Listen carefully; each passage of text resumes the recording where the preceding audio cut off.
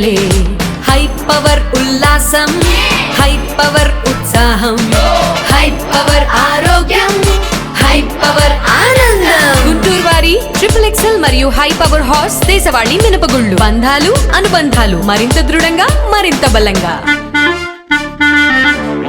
కుక్కదాడిలో మృతి చెందిన ఐజాక్ కుటుంబానికి రాష్ట్ర ముఖ్యమంత్రి 5 లక్షల పరిహారం ప్రకటించారని గుంటూరు నగర incharge mayor Sheikh Sajila council సమావేశంలో తెలిపారు. కౌన్సిల్ సమావేశం అనంతరం ఆ చెక్ ని బాధిత బాలుడి కుటుంబానికి అందజేస్తామని చెప్పారు.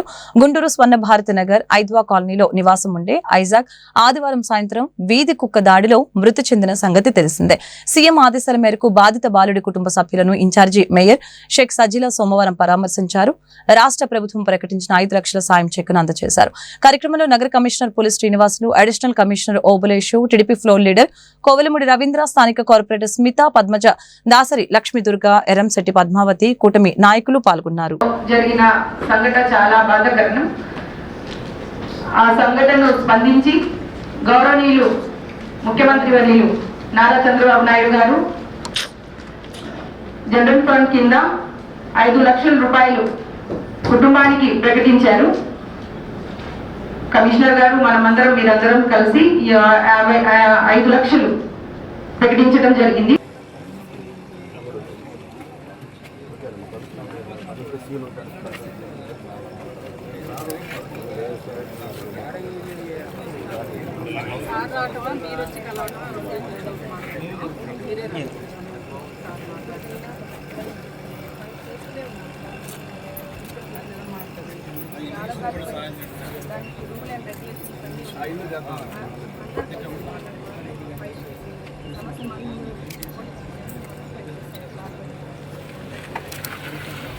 మీరందరూ కూడా మా అందరికీ థ్యాంక్స్ ఇస్తారు కాబట్టి మీరందరూ కూడా గుర్తండి. మీరు పిల్లల్ని కొద్దిగా జాగ్రత్తగా కాపాడుకోండి. ఎందుకంటే వాళ్ళకి నోరు లేని పిల్లలు, అవి మూగజీవాలు, వీళ్ళకి నోరు లేదు. వీళ్ళేం చేయలేరు. అయ్యే మీరు జాగ్రత్తగా కాపాడుకోండి.